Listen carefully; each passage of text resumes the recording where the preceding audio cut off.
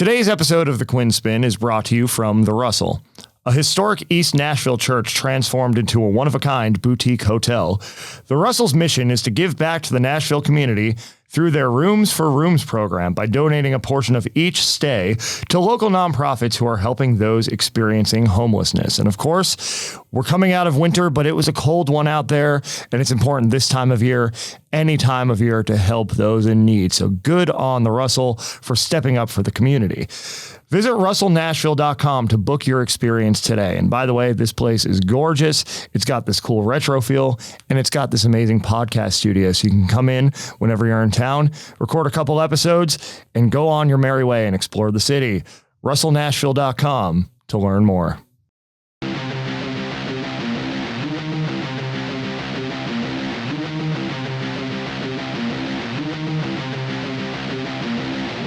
Hey now, and welcome once again, ladies and gentlemen, boys and girls, one and all, to a brand new edition of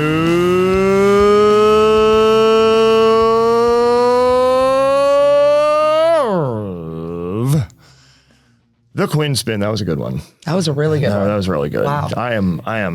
You had me on the edge of my seat. I'm on my A game today. Anyway, I'm your host, Quinn. That's how I'm known here on the show, and at this point, really nowhere else. And I'm back here on Spotify, Apple Podcasts, YouTube, and more for another rousing and riveting installment of the official podcast of Underground Music Collective. And you just heard Revel 9's All I've Become at the top of the show.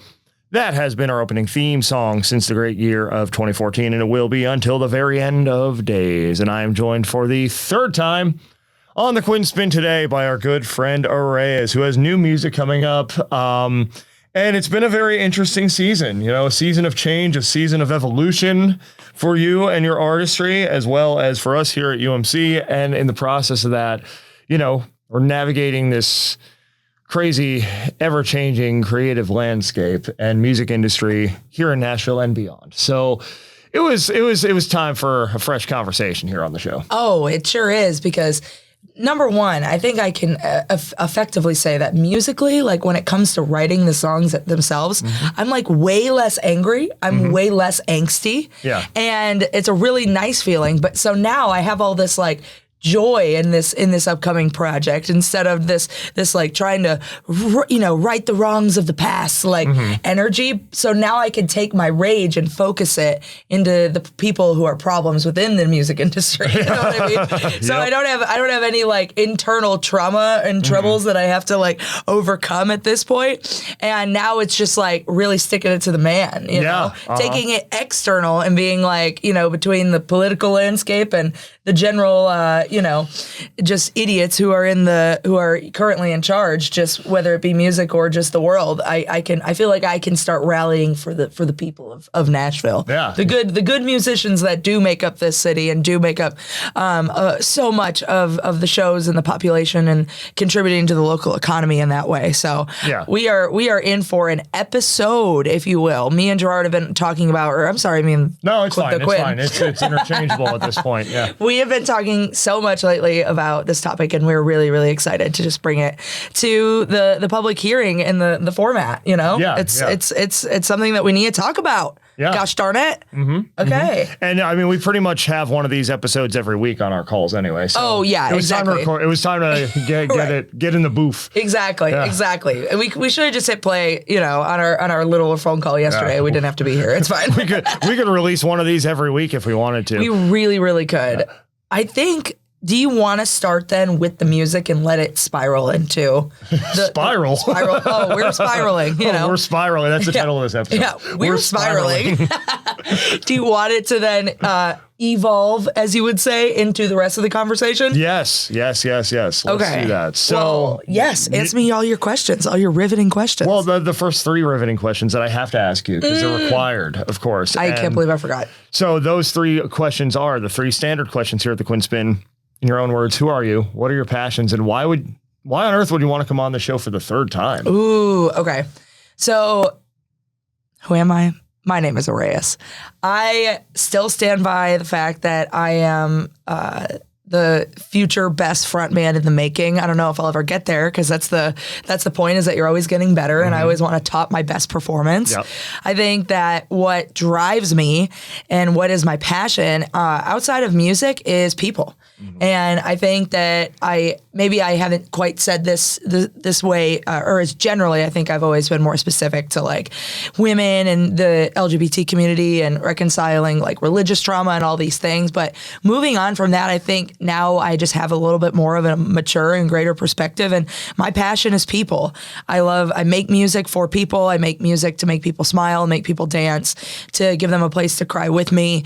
I love talking to people. I love being a listening ear and a voice of reason. And I feel like that if there is a God, or if there is anything, beyond me, the gift that I was given and the passion that I was given is for people. And I just have this endless social battery and extrovertedness and smile that I just want to take to the masses. And then for your third question of why the heck would I want to come back, it's because me and Gerard, we've reconnected lately. Yeah. And not only do we need an updated episode, but it's just really good to spend time with you. Right on. This is really fun. It's just a huge treat to constantly be reminded of friends and people that you have in your corner. Yeah. That you're not just putting out and giving to people all the time, that you have people that can recharge you as well. Yeah. And that's why I wanted to come back on the Quinn Spinn. And that's, I think, so important, in this business in particular, because you need to find those people, and you need those people who you're like-minded and you're moving forward, but you're moving forward for the right reasons. You're moving forward for something greater than yourself. Yeah. Right?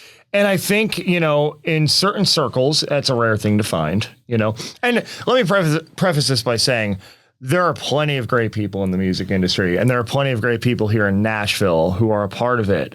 And they, of course, are chugging right along with us, a lot of them, right? Absolutely. In fact, I would like to, I think that in both our networks with UMC, and then since I've been on the Quinn Spinn, I've started this thing called Battle of the Bands. And I feel like both of those places, all the artists, all the people that work with you, just constantly give me inspiration and give me the reason why we're doing this. And it's because, and sometimes when I don't feel as motivated, I can look to my friends, and I can look to like some of the huge ones that I think of all the time are like my friend Virginia. She is always she's constantly bettering herself and is so optimistic and so positive about every single little thing. And I just love her energy, and and that is something that's so prevalent in the scene, in the local music scene, is that you have a strong spirit that I think that keeps it all moving. And yeah, we can't, as much as we are going to bitch about some of the losers in this music industry, we are also here to uplift and to talk about how amazing some of the other artists and industry professionals are that do work very, very hard here every single day. So yeah, and I think you and I, share in common that we're always seeking out other people who are also focused on growth, who are focused on progress, but also like this sense of leaving ego at the door, I think has become increasingly important for me, personally. Yes, because like I said, even in my greatest frontman in the making comment, if you're not seeing yourself with room to grow, then I don't think that you envision a future for yourself, right. And that short-sightedness is what doesn't make you have a career. It makes you, it's the hit versus having a career, having a viral moment versus having a catalog, And I think that these are things that just have been, unfortunately, very emphasized in the community, instead of how do we prepare ourselves, how do we strengthen and sharpen our sword so that we are ready for all types of scenarios, so that we as musicians get to wear all the different hats and be good at everything that we do, so that when the opportunity comes, not only are we ready, but we also can't be told what to do. We can't be told by labels or other, people or managers or whatever, whatever people that you're trying to get on your gurus, these gurus, these coaches, whatever. We've heard it all at this point. And you can't be told what to do because you already know how to do all your stuff, and you have more creative and professional control. And that's why it's important to really start from that place and start from your own values and what drives you, right? And figure out ways to build the thing sustainably. under the assumption that you're never going to get any of that help from the majors, right? Oh, yeah. Build a sustainable business first. Build a sustainable creative ecosystem with revenue streams, with team members that you can trust, with, in community with other people that are trying to do similar things. And maybe your skills complement each other. Maybe there's some overlap, but also you bring something to the table for each other. And who understand that community is not an insular thing, right? It's not something that just cannibalizes itself and everything is just kept here. Community is something where you share your gifts and it adds to this greater landscape. And it starts here. It starts at a core, foundation at a root, and then it branches out like a tree. Absolutely. And then the little birdies on that tree, meaning each of us, get to fly off to different places and take our community and take what we do and use it to touch and impact other people. It's so much greater than the individual. And I think, as a performer too, because as we know, as we've talked about here on the show, I myself am the resident celebrity of Low Bar Karaoke every Saturday at Low Bar here in East Nashville. And I think even as a performer, there's a difference between just being up there for yourself versus just being up there because you love the connection of it. Yeah. Right? Like seeing the reaction from, somebody in the audience, when, depending on the song, maybe it's a song that really resonates with them or a particular moment like that. There's this energy exchange that takes place. As of recording, I just saw Our Lady Peace last night. As you can see, I haven't changed my clothes since the concert because it just impacted me so deeply. And that's something that those guys, and particularly Rain Maida, the singer, has always been fantastic at, is really just connecting with each person in the room. Yeah. And delivering the message in a way that it means something slightly different to each individual, but there's a connection through a common thread of these are the experiences, the archetypes that we all share throughout this life. And that in itself as a performer, now that I've kind of sort of started stepping into that arena on a regular basis. You got to go. You got to check it out. You got to check out him at karaoke. It's really, yes. It's an attraction. He's been posting about it too. So even if you don't show up at Low Bar Karaoke on Saturday night, you also can just watch his videos online. And I think you will enjoy them. So I know you will actually. So check it out. Yeah. But anyways, yes, Char, the performer. Yeah. What have you learned from your times as this resident celebrity karaoke man? That it just naturally is so much bigger than you. In an environment like a karaoke environment, even such a low stakes environment. Yeah, people still want to hear songs they know. Yeah. Right? So want to connect with you. Yeah. So I can't get away with doing the obscure thing on a Saturday night because it's going to kill the room, and I don't want to kill the room. No. You got to keep that energy up, right? Yes. If it's a slow night and I can get away with it, then I'll do a song that maybe means something personally to me that, maybe two people, if anybody in the room's going to know. But, And sometimes, though, doing that obscure song for the one other person in the room is just as important as doing the song that everybody knows. That's true. It just depends on the vibe. So, don't kill the vibe, but also stick to your guns. You never know who else is going to be I love that band, and they are my favorite, too, Yep. So you also have to, be true to yourself, remain authentic. But I think what we're talking about here, even in the karaoke analogy, is that there is a balance between, how to please other people and how to remain true to yourself. Yeah. And that's something that I know Bon Jovi has always focused on. I remember watching them When We Were Beautiful documentary back in 08, 09 it came out. It was an add-on to the Circle album in 2009, and they had filmed this documentary over the Lost Highway tour, which was the tour before that, where they got to play the Garden a couple times, free show in Central Park. It all led up to those moments, the documentary. And I remember John saying, you have to play the hits, but also you find ways to give yourself those moments and play something that means something to you. And down to the trade-off to that is, those moments tend to be the ones that just get the polite applause. Before you go into, Wanted Dead or Alive, Living on a Prayer, Yeah. You have to. Shout through the heart.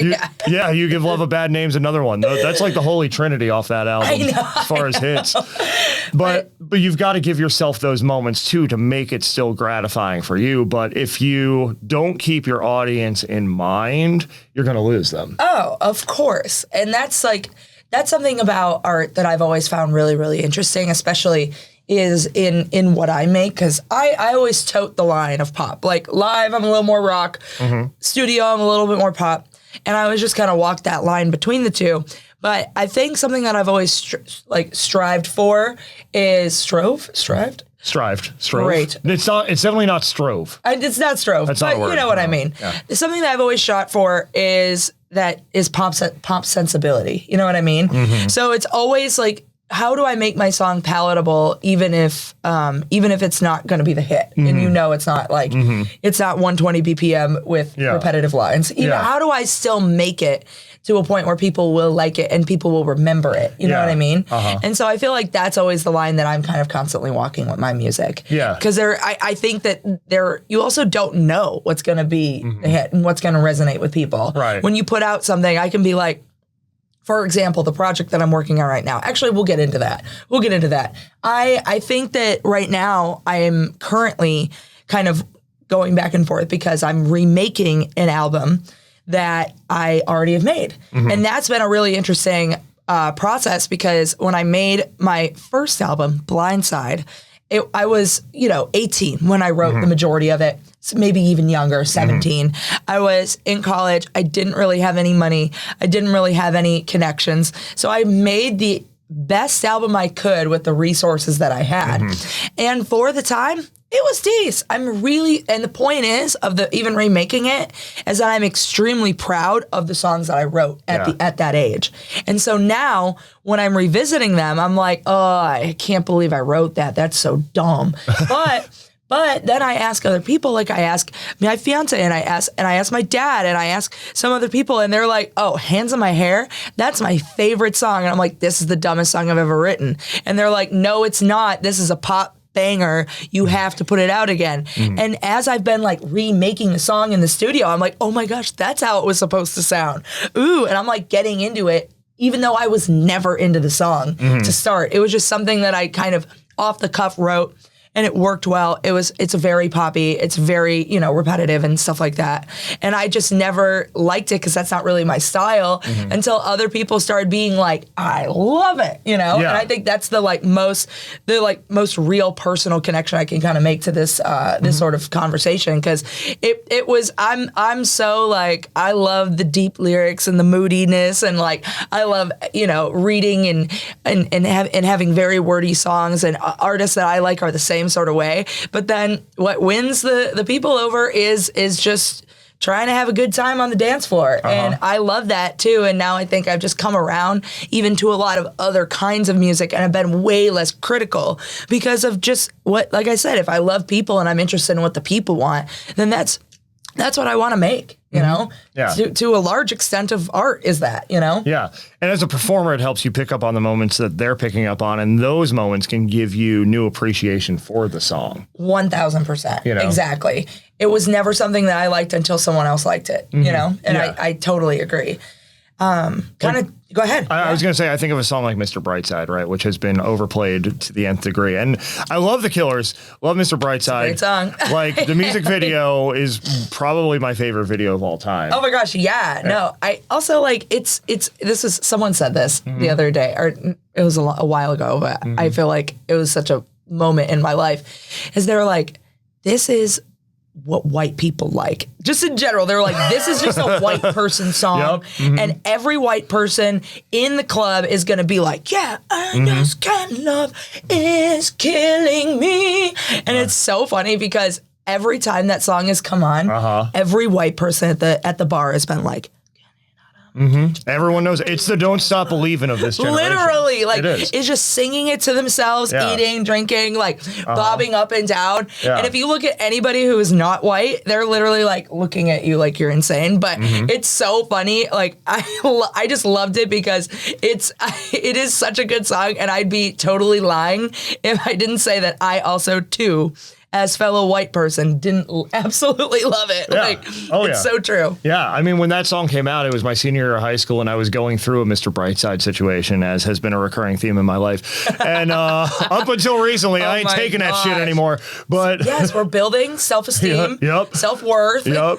But like, so I still connect with the song, even if I've heard it a million times. And then, doing it at low bar, it's like, I'm kind of sick of Mr. Brightside, but I know this is going to get the room going. And every single time, time. Either that or I Want It That Way every single time. I could do them a million times. Oh my God. And I could be personally like, I don't really want to do this tonight. But as soon as I start and people start popping for it, I'm like, you know what? We're going to ride. We're going on this ride. That's how I feel about me doing. I feel like I always have to do Amy Winehouse at karaoke. Valerie? Valerie is the classic, and that is the like song I feel like of karaoke for alto females.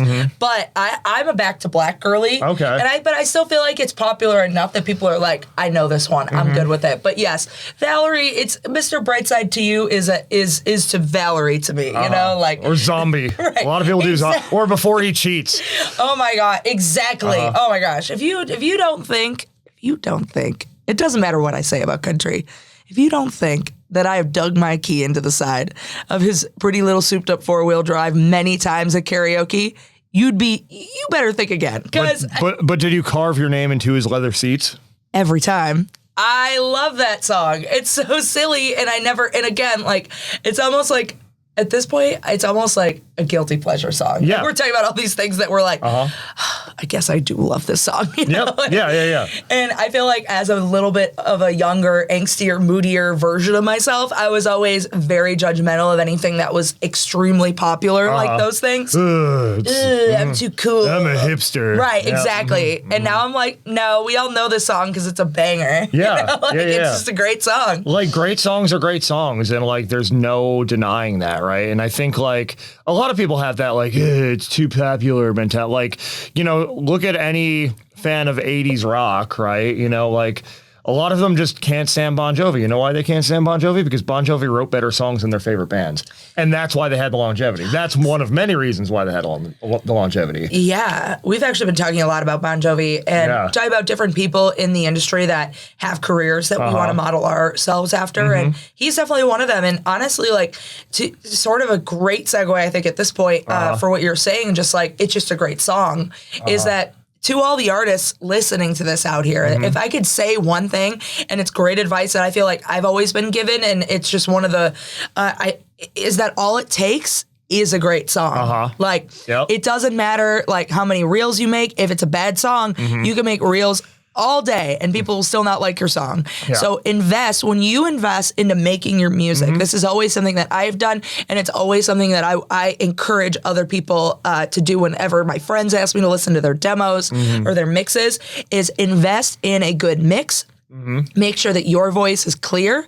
Make sure that your intention and your hooks are clear, and then go from there. Invest in the song and in the production itself, and then bounce off of that, because the better that you make your song, and don't get me wrong, a lot of money does not equal good song automatically. So don't waste your money either on like stuff. But if you know that you've got this great song, invest into the production of the song. Make it the best thing that it can be, and then when you put it out, it'll be a lot easier to promote than trying to pull teeth and promote something that you're not as passionate about and that you don't think has as much, like, you know, traction with the people. So I think this is huge. Please just make sure that your song is there. There's a conversation to be had related to that about quality over quantity. Too. 100%. Because so much of this, you know, so much of the industry like teaches like commodification. Like, you just need to keep cooking up in the studio. Like, you need to write 200 songs a year. You need 100 pieces of content for each song. And that is the most soul-sucking, robotic approach to creativity one could possibly ask for. Yeah. It's definitely not how I've ever written my songs. I mean, I write half of a song every other day, but that doesn't mean I finish everything and record it and try and make it into something. Like, I know what I like. I know which one is a good one that I want to put out or that I want to keep writing or that I want to, you know, just continue or promote or play live. Like, all of these things. Also, I've written plenty of songs that I haven't played live. I've played live plenty of songs I haven't recorded yet. This is all just part of becoming an independent artist, is seeing what sticks. Trial by fire, putting it out there with the people and then recording the songs that people like when you play them live. Like, there's so many different methods on how to do this, but do not record every song you've ever written. No. It's a total waste of your time. Do not, make hundreds of pieces of content for a song that you're not passionate about. It is soulless. And what I think that the point of content is to be like your resume. This isn't some get rich quick scheme. Of course you should make your TikToks. Of course you should make your reels. Of course you should post and promote because you're proud of what you're doing. But if you're losing that pride in what you're doing throughout this, then it's not sustainable to your career.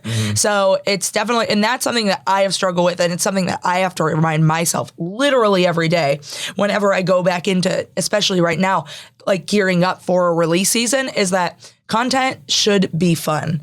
It should not be soul sucking. It should not be lifeless. And if it is, and if you're just doing the same trends that everyone else is doing, then it's actually not worth your time. Yeah. And I think, too, if you think there's any way to actually get rich in this industry while maintaining your soul, I got news for you. There's not. And unfortunately, you'll have a lot of people telling you, oh, there are so many ways to hack growth. How are you going to do that while also maintaining your values? How are you going to do that while also maintaining your artistic integrity and your sense of fulfillment from what you do?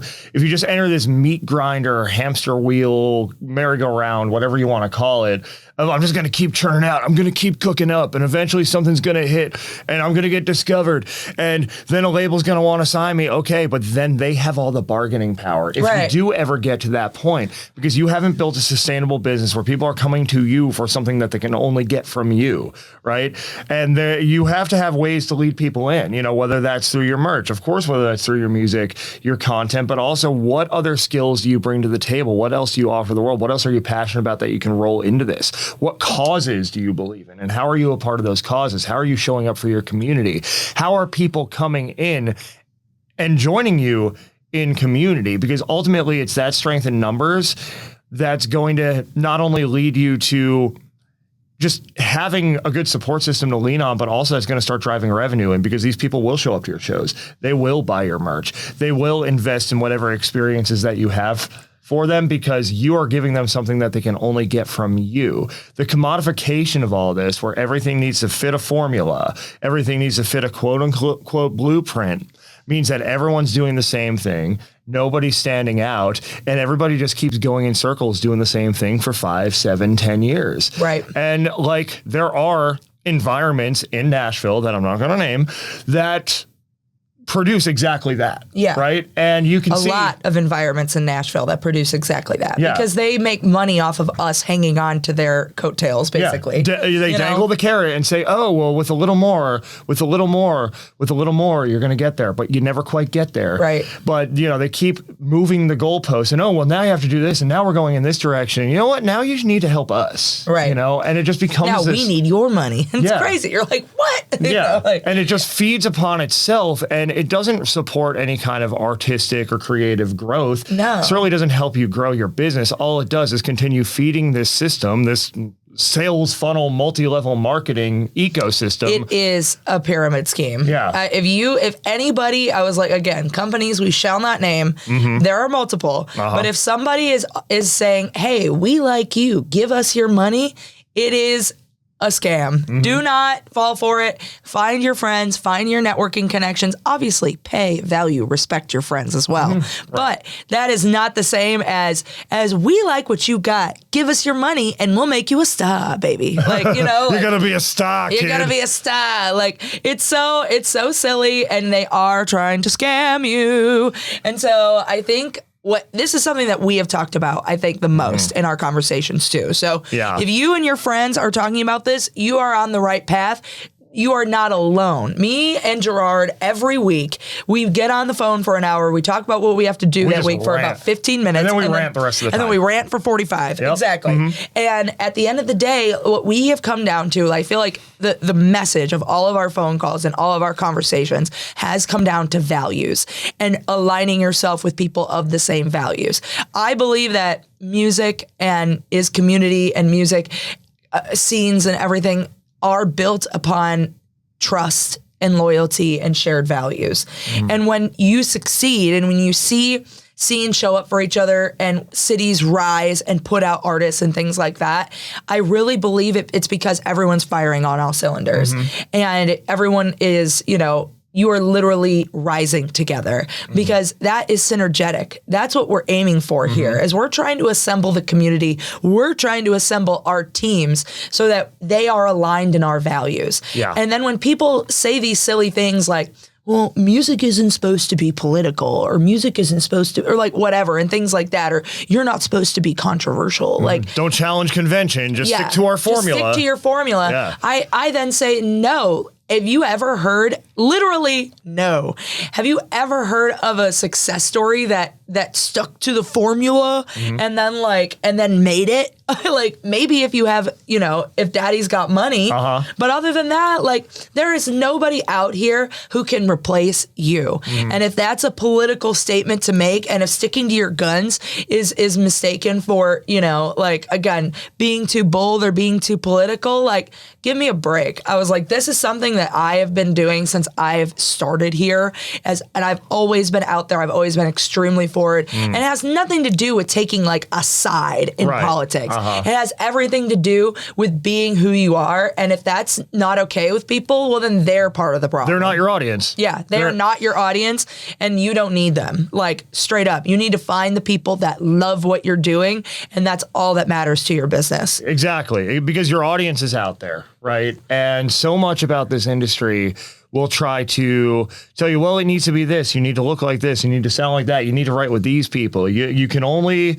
stay within this box, which is the absolute antithesis to creativity. Yeah. Which is the absolute antithesis to art. And you think, the people who really break through, the people who become memorable, the people who have an impact through their work, they're the ones that aren't afraid to color outside the lines. No, and we shouldn't be. Like, it's a beautiful thing to make something that might not be, sonically the what's popular right now. Like, it's a beautiful thing to challenge convention. And also, with that being said, all the best songs that I've either written and produced or that I have heard in my life, I didn't love it on first listen. There's such a concept here, and I want other artists to chime in on whether or not they feel like this too, is that my favorite albums are my favorite after listening to it 10 times. The first time I listened to it, I'm like, I don't know. But I'm like, but there's one thing that's interesting enough for me to be like, okay, I think I want to listen to this again. Yeah. Okay, I think I want to. And then by the time you've listened to it 10 times, you're like, oh, I get it. There's this moment. All the songs that I think are really amazing right away, I get sick of then, because I feel like they've served their purpose, they've done what they've needed to. And I've always enjoyed songs on a longer lasting journey if I haven't loved it right away. Right. It's had to grow on me. Yeah. And that's the type of, also, you want to be ahead of your audience, I think, as well, in that way. Like, you want to be the trendsetter, you want to be the person who dictates whether or not what's cool and what's not, and for you and your audience. Like, I think that it's important for you to be confident in your choices that way, because otherwise, no one wants to follow the type of person that's constantly, following, staying within the mold. That's you're not a leader then in your community. Yeah. Yeah. If it's a trend, that means somebody already set the trend. Right. And every person who follows that trend is going to have diminishing returns. Can you think of one person who, has followed all the TikTok dance trends and blown up as an artist? Because I can't. No. I mean, I can't. If we're wrong, correct us. The people who started the dance trends, I think, have blown up as artists. But this terrible advice of, you should start doing some TikTok dances, and that's going to help you blow up. That's going to help you go viral. First of all, no, because the lion's share of the market share and the attention from that has already been dished out, right? Yeah, it's already diminished. It's like you said, it's a diminishing return. Yeah. Diminishing returns, number one. And number two, you're not creating anything new. You're not doing anything to stand out in that regard. Right. Right. You creating content should be repeatable. Create a simple formula for yourself, so something that you can do all the time. But beyond that, it should be creative and specific. If it's not specific and you're not treating it like your resume, an extension of your universe that you're creating, then it's not going to be as effective as you want it to be. And it's okay if you don't get 1 million views on your first video. Somebody told me that if I don't get 200,000 views on my first TikTok, I would never like have TikTok followers. And I was like, that was what people told me. And you know, like how discouraging that is because you know how many people post one video, your first video on TikTok and get 600,000 views? Almost none. You know what I mean? Especially like, now. TikTok's like, back in the day, like, that was a lot easier. Yes, right? of course. But now, like with, you know, the whole world on TikTok, it's been, you know, it's been in the public for years and years now, you know, since the pandemic, you know, it started rising up during COVID, right? So now, like, there's so many people on there competing for the same eyeballs. Yeah, of course. And that's just part of life. And that's just part of, you know, getting into this business, I think, in this, you know, just like anything else, because I'm competing for the same eyeballs, too, as a lot of other people in town. But at the same time, like, this should be specific to your audience. It's you should treat social media the same way that you treat playing live. Yeah. Because it still is your audience. You don't want negative attention. You don't want to just do something controversial so that you drive up engagement. Yeah. Like you want to, again, remain consistent, remain repeatable, creative, and to the point for yourself on social media as well. And then eventually the algorithm will find its way to your fans, you know? And that's kind of what I think. And it takes a long time sometimes as well. But the more consistent that you are with it and it doesn't suck your soul out, then I think that's just a way better model than, you know, trying to constantly chase something. It's like comparing yourself. It's like the danger with social media is that if you're always trying to chase someone else, then you're comparing yourself to them constantly. And you're giving them the power. Right, exactly. Yeah. Like there is nobody like you. And yes, that sounds very like hippy dippy kumbaya, but like live, laugh, love. Yes, live, laugh, love. But there is nobody like you and there is nobody making the art that you are. So be proud of that. Put it out there, put yourself out there, and just keep going, baby. Like, you know. Yeah, and tell a story, and don't just tell a story. Tell your story, but tell it in a way where there is some kind of lesson, some kind of takeaway for the audience. Yeah. To use it in their daily life, or to at least relate to and connect with. Right. Be honest about what you're going through. Don't try to have all the answers. Don't try to be cool. Like I've been sending you those videos from Rachel Tokar. Oh my God. The every pop star right now. And triggering to me for reasons that I won't go too far into on the show. But I've met people like this who's like, I'm just saying what you want to hear because you want to hear it. And really, I'm not this person at all. And I'm scared. Oh my God, please help me. And like... everyone's like, not everyone, but like there are a lot of people just trying to put on this image or this facade or trying to like lean into these things that they just don't even understand the concept of because it was trendy or it was cool. Like the whole spirituality meme, you know, that it became like, oh, I'm into the zodiac and I'm like manifest. Like how many of you who are like purporting that and putting that out in the world actually know what it means? Right. Actually know what manifestation actually is. Because a lot of people have this idea of, I just need to think about it. It's going to come to me because I deserve it. No. Manifestation means action. It means you first have the thought, but then if you do nothing with that thought, then nothing's going to happen because you're just sitting there watching Netflix. Yes. If you don't move in the direction that you want to go, you're not going to get there. That's manifestation. Yes. You know? You have to take the step, you know? Yeah. Now, that's so funny because you have a buzzword of the ARREIS sphere, which is facade. My best friend in the entire world that I talk about all the time on stage and on every opportunity that I possibly can. Her name is Cordelia Facade. She is a drag queen. She is currently on a cruise boat. Oh, wow. Very fun. Very cool. Yeah. And I'm so proud of her. And this is something that we have talked about as friends. She and I always, we grew up together. We went to high school together. We were friends in college, all these things. And when she picked, you know, picking a drag name, now that's like so important to your identity in that community. And so when she picked Facade, this was always something that we talked about because the facade of we both, I feel like, always wanted to be pop stars, and we always planned our tours, and we always planned all these things, and we have all these inside jokes and stuff like that. But how you immediately brought up that reel about how to be a pop star, all pop stars today, and then immediately included the facade of it all in there. It's a conversation that she and I have had 1 billion times of like, you're putting on this face that no one will ever understand when that's the joke of it all. people should understand you. The artists that make these genuine connections are artists that have lasting careers.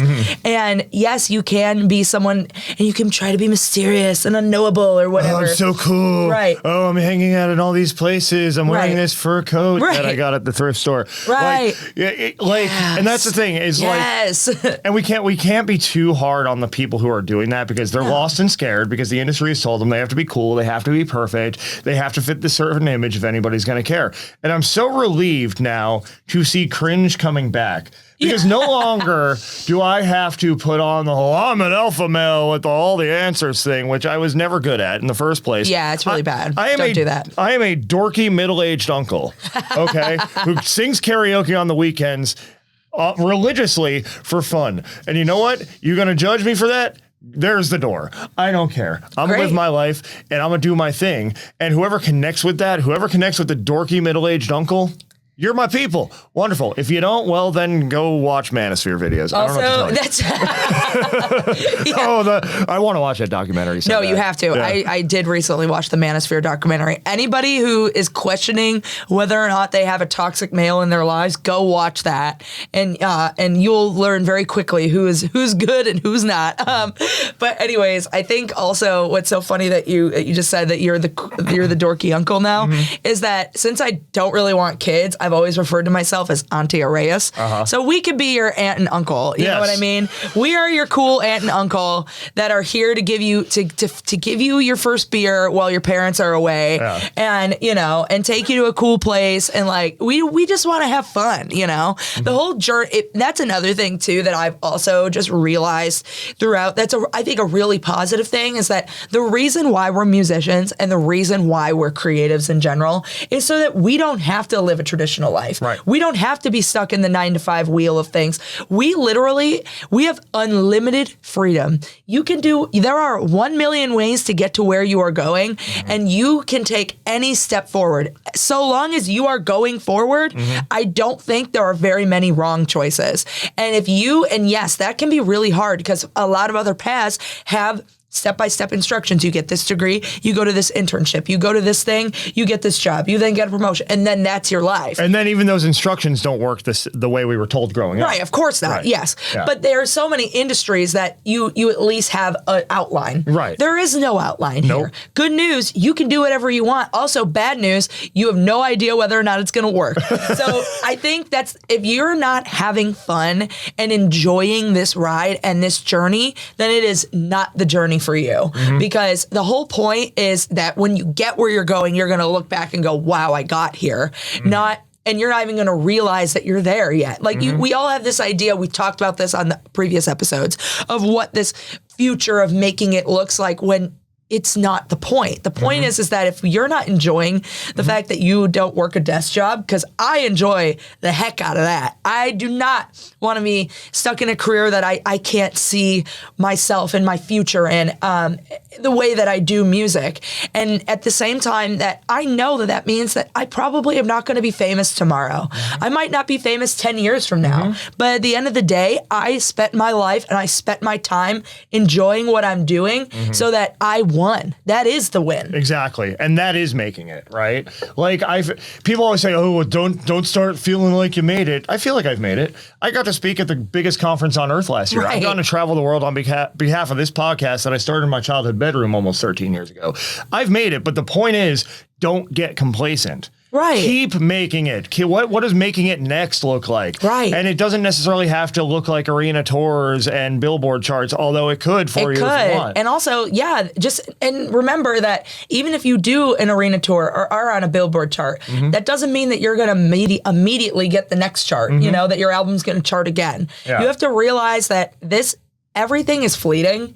So you have to have something sustainable for you. And you have to have practices in place that are going to propel you forward and motivate you to keep evolving. And that's the whole point of this conversation is we were talking about evolution. How have we evolved? How do you think you have evolved both professionally and that's a loaded question. And as a person, since we've spoken, let's just say in the last year or two. In the last year or two, I think I'm a totally different person than I was even 2 years ago, and I'm happy about that because, it's just been the peeling back of these layers, right? And setting firmer boundaries, tightening the circle a little bit. You don't need a million friends. Yeah. It's better if you don't. Yeah. This is all just uncle and aunt advice to you. And like, there is, I think, more of a separation for me now between business and personal that I'm realizing. Like, don't get me wrong. I still have many good friends that I've worked with over the years that I still work with, right?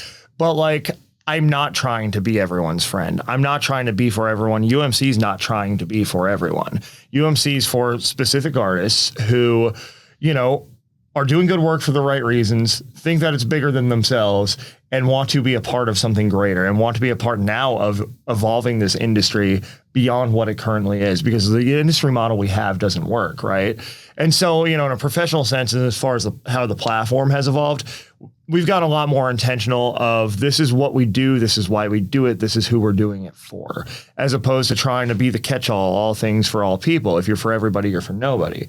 Personally, man, the evolution, I mean, I think I'm just a lot more comfortable in my skin than I was even 2 years ago. And I think, it definitely took going through some hard things and, some betrayals and, some, looks in the mirror myself of, okay, how can I do better? And how can I, if there's a cognitive dissonance, where's it coming from in my life? And, it's coming from here. Well, then that needs to go. Yeah. Or I at least need to limit my exposure to that thing, that person, that situation. I love how much you talk about cognitive dissonance, because so many people in this society have gotten comfortable living in something that disrupts you from within. Is that you say one thing but do another. This hypocrisy, this cognitive dissonance that he's speaking about should be the thing that drives us to make changes. Yeah. Is how do we make our next move? Because we didn't that didn't really align with our values. I held this belief about something, but then found out new information. It's okay to change. You should change your mind. You should change your actions. You should evolve and grow in this way, as we're talking about, because that cognitive dissonance is the thing that should make you change. You shouldn't just live in that. You know what I mean? We're about to have a special guest picking up his stuff, but, and I think as I go here, and as we go deeper into this conversation, I'm about to start walking a tightrope, because I think it just, I can't tell the story of my evolution without acknowledging this. If you know, I'm not going to name any names, but there's a reason I'm podcasting from this studio now. And it's because the old environment was always varying degrees of toxic. And it became very toxic last year. Yeah. And, as I started to elevate, I noticed certain people within that environment, including some people high up in that environment, without naming names, it was either, I'm going to try to ride your coattails as long as it takes for you to notice, or I'm going to try to pull you back down to this bucket and remind you ain't nothing and you belong under my thumb. And baby, you don't belong under anybody's thumb. No. You don't belong under anybody's thumb. You really don't. And here's the thing, the travel to these different events, seeing how the industry operates, seeing how actual professionals in the industry operate, people are thinking of things that are bigger than themselves. They're going to these conferences, they're going to these environments like a South by Southwest, like a NOLA MusicCon, like a Confluence Carolinas. And they are looking for the other people who are trying to find solutions to all of the issues plaguing this industry. Yeah. And seeing that at a high level, and then coming back into certain environments where everyone's out for themselves and everybody's backbiting and gossiping and doing all this insidious stuff to sabotage someone's progress so they never leave the hive mind. You just can't tolerate it after a while. Yeah. And so that's why we're building our own now too, is because the artists, the creatives, the industry people of Nashville who are trying to figure this out need a better alternative, need an alternative where they can feel safe to grow, where they can feel safe to express themselves, where they can feel safe to even challenge and question the things going on. And it's our responsibility as leaders, and this is a direct message, to not sweep those things under the rug. It is our responsibility as leaders, when we hear feedback, even if it's a poor reflection on us, we need to figure out where it's coming from within the ecosystem and eliminate that thing. Yeah. Instead of allowing it to persist, sweeping it under the rug out of convenience, or we don't want to ruffle any feathers, or, oh, yeah, it's fine. Just, don't go near each other. No. If somebody's a cancer in your organization, you kick them out. Period. And if somebody comes to you with a concern, Gerard, yes. And if somebody comes to you with a concern and multiple people have come to you with concerns about that individual, you as a leader are responsible for getting that person the fuck out the door. Hell yeah. At the end of the day, too, like, this is exactly why I choose to align myself with you, because I know not only am I welcome, but the people that I am surrounding myself with have that mentality, and they want to protect the people that are around them. This is so rare. You are not going to find that type of loyalty and that type of moral backbone, if you will, in the industry. And it does take a lot of people that are trying to find, or it takes a long time to find that. And I feel very safe here, and I'm really happy that I get to grow with people and help other people grow, and vice versa with UMC for that exact reason, because ultimately there are a lot of people that are threats to us, and there are a lot of people that are trying to tear you down that you don't even know yet. You don't even know. Because they put a nice face on it. I'm there for you. Let me give you a hug. Stab you in the back. Exactly. It happens, man. Like it does. And this whole everybody's nice in Nashville thing, it derives out of that. Bless your heart. Bless your heart. I hope you have the day you deserve, Yeah. But at the same time, I think that, I really think that there are good things that are coming out of this, because we are eliminating the bad. Yeah. And it is our job to as the, as if I will, the tastemakers and of the scene, setters of the Nashville music industry. I think that there are a lot of good things, and the less that we tolerate this, and the less that we tolerate the backbiting and the clickiness and all these things that we're talking about, then the less it's going to happen.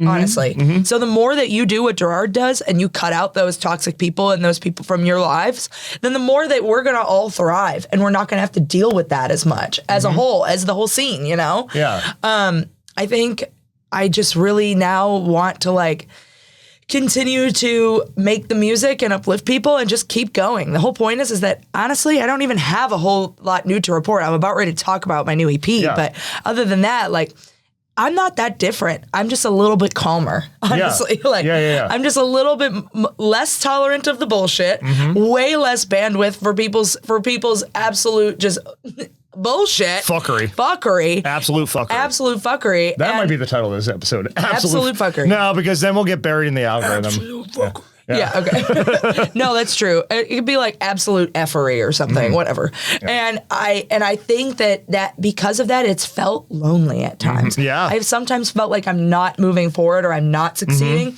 because it's been more isolating, because I got tired of waiting for everybody else to do their job.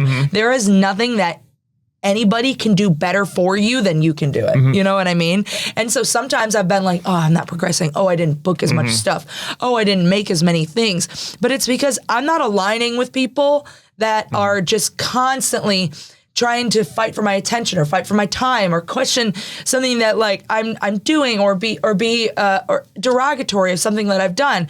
Instead of doing that, it might be a little lonely, but it is better. Yeah. It's better, you know? Yeah. And I think too, sometimes it gets lonely when there is something to stand up for, right? Yeah. Because then you find out who's afraid to stand up because, I don't want to burn any bridges, and this person's a guru and they said they're going to help me get rich. No, they're not. First of all, no, they're scamming you. Secondly, everything's a scam. Secondly, if you feel that in your gut that you need to take a stand on something, then you need to do it, because otherwise it's going to eat away at you. It's going to bleed through in your life in other ways. It's going to bleed through in your creativity in other ways, and it's going to eat away at the whole thing. Right. And I think too, when we're talking about, spending money in these environments too, something to think about too is, are you getting something other than, promises and a community, or are you getting service and opportunity paired with that? Because those things are requisite. If you're paying somebody to help advance your career, they should be actively doing something for you. Exactly. They should be actively doing something. I will say this one time, and then I will never say it again. If you, and I hope this is the thing that makes me viral, and makes me go viral. If you are paying for advice and not something tangible, not actual help, not actual services, if you are paying for coaching or advice, it is a scam. Because that is the number one lie of so many industries. We're like, we're going to coach you through. We're going to do that. And I'm like, coach me to do what? I've got the secret to your 7-figure life. Right. If you are the person who is paying somebody to tell you to make TikToks, then stop immediately. Save your money. You are smarter than that. You already know that. You don't need advice. The advice that you need is from people that you cherish and that you trust, and how to be creative and how to dive deeper, how to make something that you believe in. And that is free, baby. Free 99. You do not need anybody to tell you how to make it or the advice coaching thing is such a scam. And maybe the title of the episode is Everything is a Scam. Everything is a scam. Yes. Yeah, because it's totally true. And I think that at the end of the day, the more that you know for yourself that the people are scamming you, the more that you're going to see it then out in the wild. Ask yourself this: what rooms are they putting into? What stages are they putting you on? What opportunities are they giving you? What service are they providing? And if their studio's falling apart while they're driving around in new Mercedes, they're probably just running off with your money. Oh, I'm going to get myself in trouble. Let's switch to the music. Yes. Anyway, so music. We are going to talk about... Yes. We make it here, not just hot takes. Even though hot takes are maybe my favorite thing. I don't know. Music and hot takes just alternate between one and one. I love talking. But I will say, okay, so I referenced my my old album Blindside and how it was 12 songs and I shortened it. I cut 6 and I made it into an EP. Actually, I cut 7 and I added a new one. So don't worry, there is still new content on my new EP. It's also going to go under a different title. I don't know if I want to announce it yet. I feel like I have to at least put out my next single. The first single I released from it is called I Don't Know What to Say. I would love and encourage everybody now. I think some of the content I'm going to start making is making side-by-sides of like what it used to sound like and what it sounds like now. It's so exciting. I totally encourage you to go listen to the old one because after I release my new EP, I am taking it down. But I just wanted to say to everybody that the reason why I chose to remake my old music is because I'm not too good to do so. I recognize that I didn't do the best work that I would have liked to have done, and I didn't have the resources available to me at the time to do it. So I went back and I really thought about what got me here. What got me to Nashville was this album that I made, was Blindside, and I made it so young, and I put it out during COVID, the craziest time to put out an album, and it was such a whirlwind of emotions releasing this thing that it can't be bad. It has to be good. And I just remember thinking back to when I was, when I decided with my best friend to move to Nashville and how much bravery and how much inspiration that took coming out of a global pandemic from a city like Chicago that was still totally shut down for multiple years to break out of that situation, move somewhere I'd never been, move somewhere I didn't know anybody, and truly try to just build a career from nothing. That is so brave. And I think back, I'm going to get emotional. I think back to who I was when I was younger, and there are a lot of things I would change, and there's a lot of things I would do differently, but I actually wouldn't, because I look up to her so much more every day, knowing then that at that point, this is where it gets meta. She was looking up to me. She knew that I could be who I am right now. And that's why I chose to remake this album. And the new song is called To My Younger Self. It's my favorite so far on the record. And I'm just really, really excited to share all that with you, that if you are at the point in your life where you don't know what move to make next in your music career, think back to when you were young and when you were a kid and what you dreamed of, and try to be more like them. Try to not limit what your dreams can be. Try to blue sky it all the way, because that is what got you here right now. And the moment that you stop doing that and you start growing up is the moment that I think that you lose such a part of yourself. So heal that inner child, make peace with them, and make them proud. And that's the whole message of my new EP. The songs from the old album are going to be Angel in White Sheets, Aurora, I Don't Know What to Say, Blindside, and Hands on My Hair. Those are the 5 that made it from the original album. And then the new one is called To My Younger Self, and it'll be coming out shortly. I think that we're even recording this to kind of come out when I'm about ready to release my second single from that project. It's going to be Aurora. And I am just so excited to promote that and get back out there because it is something I believe in. And I think a lot of artists can resonate with that feeling of looking back, having that you're like remembering yourself and what you thought your life was going to be and realizing that you are that person that they looked up to. Yeah. There's something very, very powerful in that. I think two things that I think of.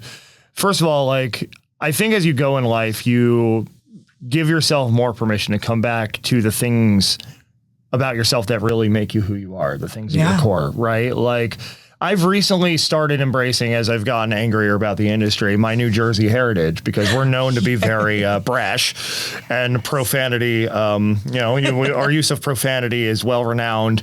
And you know what? Like, I'm just not hiding from it. I think I hid that for a long time, and I don't know why. Nice. Trying to be nice, but I'm like, no, this is who I am, because product of certain toxic environments in town. When I got to town, I was told that, certain things about me weren't acceptable and were going to, cost me opportunities and this, that, and the other thing. And here's the thing I've realized. When I've leaned into exactly who I am, what I do, why I do it, that has resulted in the boom periods, right? Yep. When I've listened to what somebody else wants to prescribe to me and tell me what I should be, who I should be, how I should talk, how I should think, what I should choose to and to not express, that's when I've not only not gained as much momentum, but I've felt worse on the inside. Yeah. And there have been times where like I've really struggled mentally, and that's played out in other areas of my life because somebody else was whispering in my ear under the guise of mentorship that I wasn't good enough. Yeah. Okay. And now I've gotten to go out into the world and see, well, yeah, I am, because I get to go do all these things. I get to show up in all these places. And my goal, and this is point number 2, my goal upon moving to Nashville, when I was starting to like get ready to make the move, I had 2 objectives for myself personally, right? And that was to be able to wake up at some point and build what I love every single day, right? Yeah. Wake up with purpose, not go to a 9 to 5, not go to somebody's cubicle, but like, okay, at least I'm in control of my day and I can move the ball forward. Number 1. Number 2 was show up in my own life, however, wherever, whenever needed. And so let's rewind to October. I am about to leave that other environment, right? And I'm in Charlotte for Confluence, right? And I had a great first night at the conference. I'm getting ready to speak in a couple days. And it was all smiles till I got back to the hotel, and then I was mad about everything back here that I wasn't happy about. Like immediately, It was just like, I start thinking about it again. Of course. But then I went and I looked right in the mirror of the bathroom, and I just started like... Powerful decisions are made there. Yes, powerful decisions. I have talked to myself in the mirror so many times and made so many life-changing decisions. Yes, 100%. And I was assessing the whole situation, the whole big picture, right? Not just the little microcosm going on back here, sure, but everything, right? The whole mosaic of the past couple of years. And I realized, well, first of all, I get to wake up with purpose every single day and do what I'm here to build and go other places and build it. Because here I am in this gorgeous downtown hotel, thanks Confluence, to get ready to speak at this conference on behalf of this thing that I started in my childhood bedroom about 12 years prior, right, at that point. And then number 2, right after that conference, I was driving to New Jersey because my niece had her sweet 16. The same kid who told me on her 9th birthday, move to Nashville, do it. And didn't cry, at 9. And so that's the showing up part, the wherever, whenever, however. I have the life I want. Why do I need to entertain anything else? And I got the life I want by finally leaning all the way in and not giving a wild shit about what anybody has to say about it. Yeah. If somebody's got something to say, then knuck up. I don't know what to tell you, but like, knuck up. Dang. Knuck if you buck. Knuck if you buck. And so in that moment, I decided I am never returning to that environment. And now we're getting ready to launch our own. So, and it's going to be a much safer space for creatives. So, and that just goes to show, like when you give yourself permission to just lean into who you are, beautiful things happen. It does require you to get uncomfortable, have uncomfortable conversations, shed layers, right? but it's all this coming back to self and letting that internal voice, your internal values, your compass, guide the way. And sometimes it doesn't even feel natural. Right. Sometimes it takes a lot of work. And this whole idea of like, oh, if it feels right, like sometimes doing the right thing and doing what's right for you is really, really hard and feels very difficult and very wrong and uncomfortable. But like, comfort doesn't yield growth, you know? And you have to understand that confrontation isn't always a bad thing, and confronting who you are within yourself too. And this cognitive dissonance that we kind of even already addressed, these are the things that drive you forward. You should use these things to make you a better person and a better artist. So if anybody is saying that, you know, again, we are not saying it's going to be easy. We are not saying that this road is made for the faint of heart. We are not saying that any of this does not require a lot of self-examination and hard work constantly. Constantly. But it should be worth it, and it should make you into who you are. And that journey is what we're going for. And that is why that's what propels us forward. It's not some money or some fame or some clout chasing that brings us here. It's just who we are, and that I could not imagine my life doing anything else. Yeah.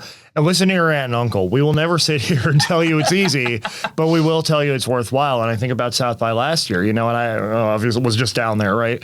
You know, so I had flashbacks, you know, to when I first got there in 2025, the year that I spoke and had the book in the bookstore. And I remember what it was like to roll up there and walk into the convention center, which, rest in peace, they're building a new one. So it's currently a hole in the ground as they build. But I remember walking in there and picking up my badge, and my name's on it, my picture's on it, platinum badge, and it says speaker. And I remember as I'm walking out of the registration room to go find the bookstore, I'm just looking at it and I just exclaimed, "What?" Like out loud. Like, and I'm just like I couldn't believe that this was the product of that thing that I started in my childhood bedroom. And then I go up to the second floor where the bookstore was, make a wrong turn, end up walking by the YouTube booth where they're filming YouTube testimonials for people who use YouTube to build their brand. So I signed up for that, got to do it. It was really cool. That's super cool. Then I went the right way toward the bookstore and see my book, which is the story so far to that point, sitting there in the South by Southwest bookstore.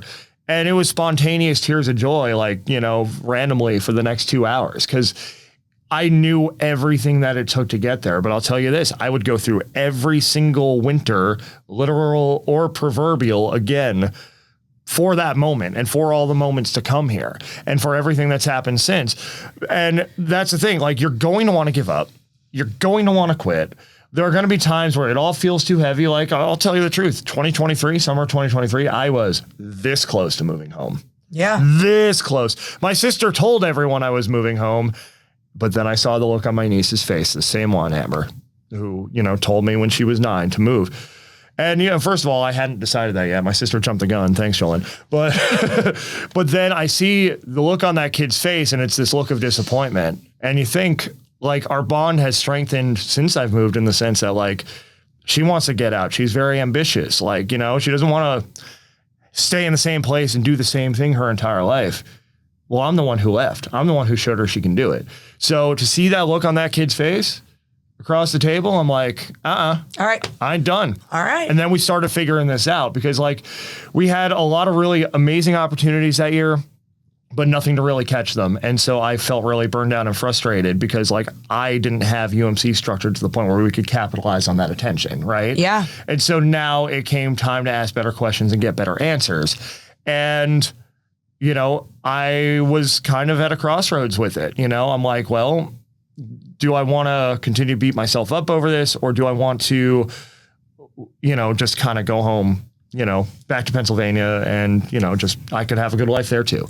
And I love Pennsylvania. I love Bethlehem, but it just wasn't time to do that yet. It was time to now lean in and figure out and how to capitalize on all the opportunities we did have that year and make them better. Where it got you. And look where it got me, and look where it got us, you know, and, you know, it continues to grow and grow, and, like, it's always going to ebb and flow. Of like, course. I'll tell you right now, 2026 doesn't feel like 2025. No.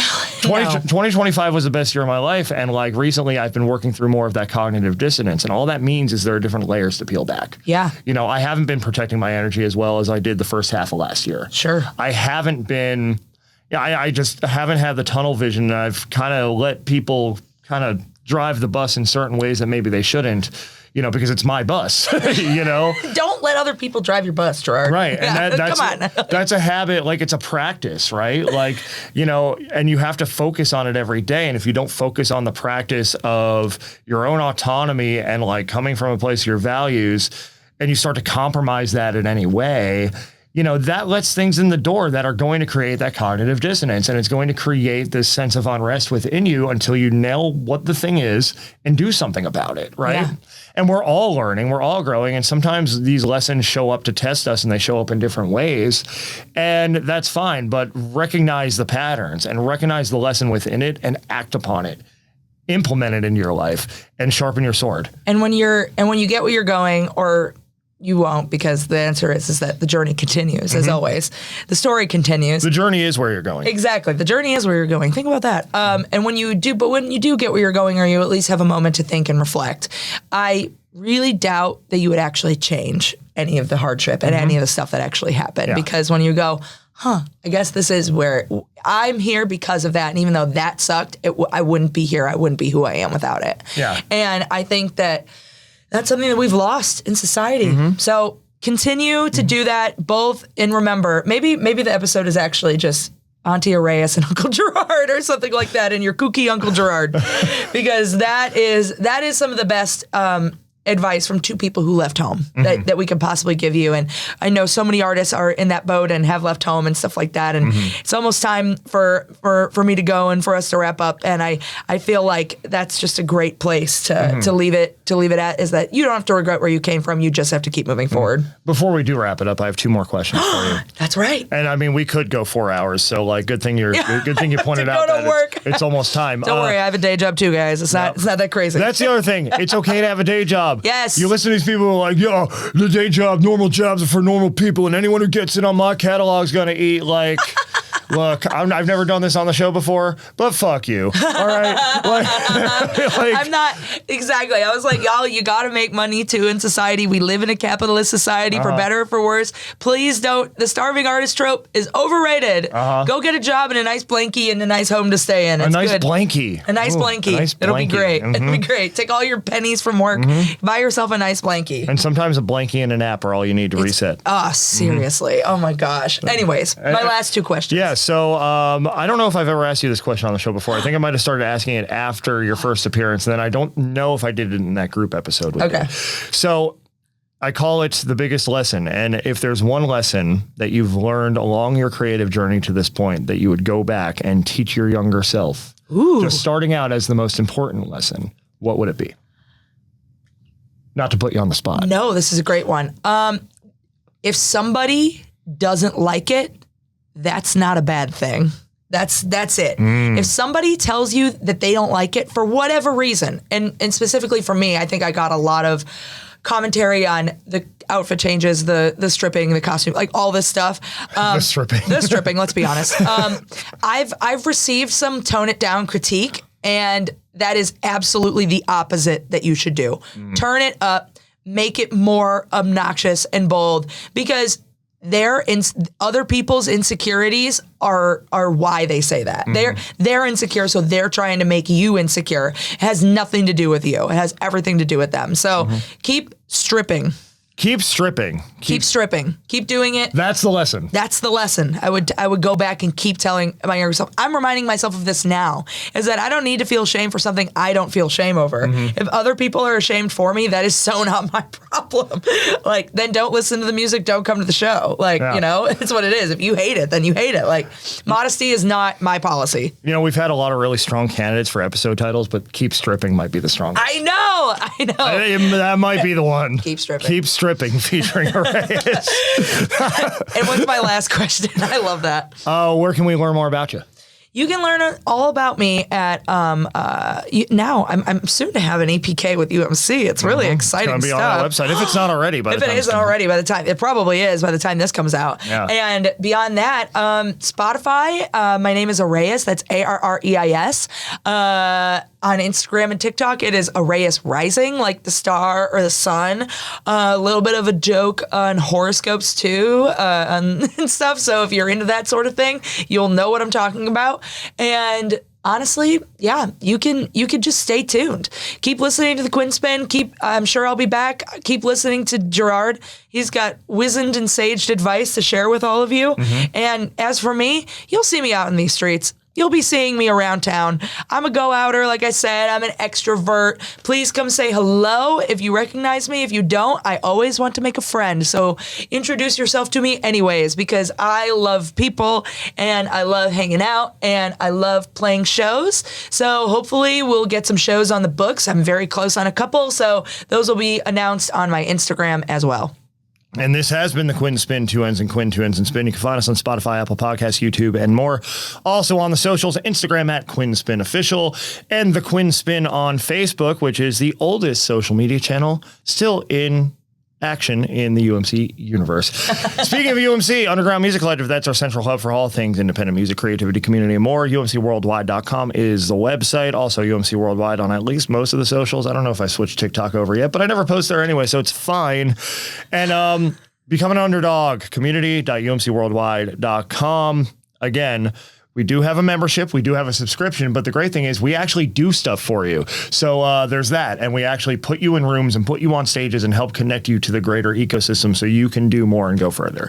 That is what we do. So become an underdog. I promise it's not a scam. It's great. But yeah, seriously. Everything except for this is a scam. Exactly. Exactly. Isn't that what they all say too, though? Yeah. Anyway. Don't trust us. All right, bye, guys. Anyway, Revel 9's all I've become. Going to take us out like it brought us in. Keep stripping and grab some muffins on your way out.